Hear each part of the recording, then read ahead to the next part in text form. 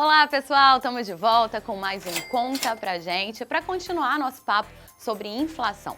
No programa anterior eu conversei com o professor de economia Gercione Dionísio Silva. Ele explicou como a inflação influencia nosso dia a dia. Por falar nisso, se você ainda não viu o programa anterior, ele já está disponível no nosso canal no YouTube. A inflação impacta diretamente o nosso poder de compra, porque o salário geralmente não acompanha o aumento da inflação. Por isso que você não consegue comprar hoje os mesmos itens que costumava comprar alguns anos atrás no supermercado com R$ 100, por exemplo. A inflação e os preços subiram, mas o salário não acompanhou. Ele ficou para trás, né? E por que a inflação aumenta? Você já reparou que ela vive batendo altos recordes por aí? E quem regula isso tudo? E você sabe por que a inflação muito baixa, a tal da deflação, também não é um bom cenário? Complexo, né? Por isso a gente vai continuar nosso papo com o professor Gercione para tentar entender isso tudo. Segura aí que é depois da vinheta.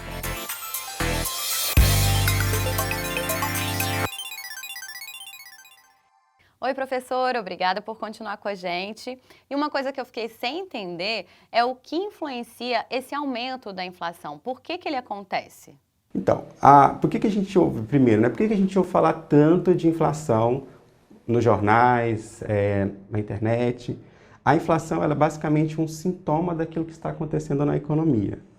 Tá? A gente pode pensar assim, nossa, então inflação é uma coisa ruim? Não necessariamente. A inflação ela é um processo natural, onde há um descompasso entre aquilo que é produzido e aquilo que é demandado na economia, aquilo que a gente consome. Se está tendo inflação, de modo geral, significa que está tendo demanda pelos produtos. Então, é esse sintoma que está me mostrando, olha, a produção está crescendo menos do que a demanda. Não está conseguindo acompanhar esta demanda por produtos. Como ela não consegue acompanhar essa demanda, você acaba tendo um aumento do nível de preço. Então, ela é meio que um sintoma do comportamento da produção e daquilo que se é demandado na economia. Professor, e todo ano o governo costuma divulgar a meta da inflação, né? Qual que é o objetivo disso? Por que essa meta é estabelecida? O principal motivo de você ter essa ideia de metas de inflação, essa política pública que é determinada, olha, a gente quer manter aqui dentro de um determinado intervalo a inflação, né? Vou fazer uma análise ali estatística, vou elaborar um plano e falar, olha, vamos manter aqui dentro deste intervalo. Por que eu faço isso? Para gerar uma maior segurança na economia. Eu quero mostrar para o mercado que, olha, pode ter inflação, mas ela vai estar controlada aqui dentro. Eu não quero que haja incerteza no mercado. Então, as metas de inflação, o objetivo central dela é criar uma maior confiança na situação econômica. Então, esse é o grande objetivo. E qual é a dificuldade de manter a inflação dentro dessa meta? Como eu disse, né, a inflação ela é um sintoma do que acontece na economia. Então, uma política pública de aumento de gastos, uma política monetária de redução da taxa de juros, ou aumento da taxa de juros, uma política de assistência, tudo isso tem reflexo na inflação.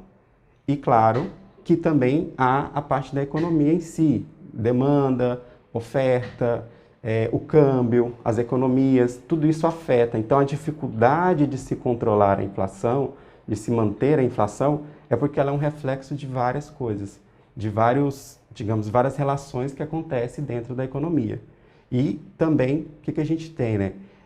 Às vezes até meio que contraditório. Se eu quero que minha economia cresça, eu vou ter que acabar fazendo políticas que também façam com que a inflação cresça. Então, controlar a inflação é importante, mas é complexo porque ela contradiz políticas de crescimento. Então, se eu quero crescer, eu acabo também gerando inflação.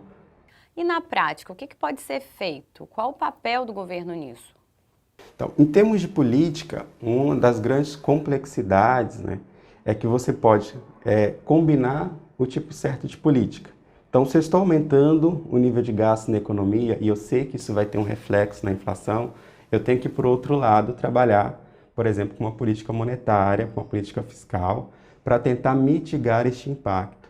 A grande dificuldade está em trabalhar com essas políticas. talvez um dos principais problemas está em apenas trabalhar com essas políticas de curto prazo. O efeito dessas políticas, elas são de curto prazo. Para eu ter um controle da inflação, para eu ter uma inflação estável, que cresça a uma taxa constante, eu preciso também incentivar a produção, a capacidade da economia. Só que essas medidas são medidas de longo prazo. E que, se não forem tomadas, você continua tendo que, digamos assim, tratar o sintoma com políticas de curto prazo, as políticas que a gente normalmente vê na TV, política fiscal, política monetária. Então, talvez um dos grandes problemas em se controlar essa inflação está no controle dessa relação entre políticas de longo prazo e políticas de curto prazo. E essas medidas de curto prazo, o congelamento de preço seria uma delas, por exemplo? Né? Aquilo que aconteceu na década de 80, com a inflação descontrolada, nossos pais sempre contam que iam no supermercado, de manhã o arroz, por exemplo, estava um preço e de tarde já era outro. O congelamento de preços é uma medida válida? Então, esse período, né, que nossos pais vivenciaram, que nossos avós vivenciaram, foi um período de hiperinflação. Ele é um período atípico na nossa economia, que não é, digamos assim, uma característica da economia brasileira, né? Outros países também já passaram por esses períodos de hiperinflação, que são períodos onde há um aumento extremo no nível de preços. Aconteceu por diversos fatores. Fatores internos, fatores externos, expectativa das famílias, essa falta de confiança no que vai acontecer na economia. A estabilidade, você congelar os preços de uma economia, o principal objetivo é você ganhar, digamos, de certa forma, tempo para você conseguir controlar outros fatores que afetam esse período de inflação. Não é uma medida das melhores, porque você acaba também gerando insegurança à medida que você fala, o governo está intervindo de forma extrema na economia, controlando preços diretamente na economia. Então, essas medidas, elas geram incertezas. Hoje, não seria um caminho, não seria o ideal, porque você acabaria incentivando ou criando uma insegurança muito grande dos agentes na economia. Professor, e existe uma relação entre inflação e desemprego? Existe um nível ideal de inflação que não prejudicaria a geração de emprego e renda? O que acontece? Como eu comentei, né? A inflação, na verdade, ela é um sintoma. O que você pode tentar controlar, né, é o quão grave vai ser esse sintoma. Existe uma relação entre desemprego e a inflação? Sim. Por quê? Pensa o seguinte, a inflação ela é um descompasso entre aquilo que é consumido, demandado pelas famílias, e aquilo que é ofertado pelas empresas. Se eu aumento o nível de emprego na minha economia, naturalmente eu vou aumentar a demanda por produtos na economia. Só que a demanda por produto ela é mais volátil, ela se comporta, ela oscila mais rápido. Agora a oferta não. A produção ela demora para acompanhar, ela demora a aumentar. Então por isso que a gente normalmente tem esse descompasso e onde redução de desemprego acaba gerando algum tipo de inflação. O que é importante fazer é mitigar o impacto desse aumento dos empregos, do número de empregos na economia, na inflação. Isso através de políticas públicas de curto prazo, de longo prazo. É gerar uma capacidade para a produção conseguir acompanhar essa demanda. Existe um nível ótimo, existe aquele nível que a gente chama um nível de equilíbrio, né? Entre aspas, um nível de inflação natural, que nada mais é que um valor médio ali que a gente normalmente acompanha no longo prazo. Então a gente tem que tentar trabalhar com essa quantidade natural e aos poucos ir reduzindo. Não dá para a gente trabalhar, pensar simplesmente que de um período para o outro, essa inflação vai sair de 7 e ficar num patamar de 2. Isso é o que acontece com o tempo. Isso só vai acontecer à medida que você incentivar também a produção. E quem regula isso tudo? Quem regula a inflação?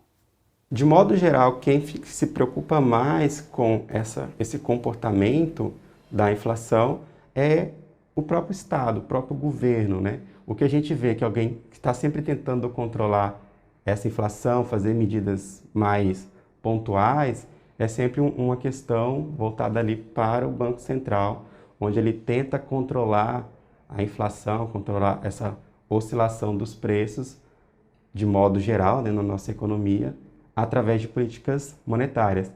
Claro que esse é um dos objetivos do Banco Central, mas não somente este.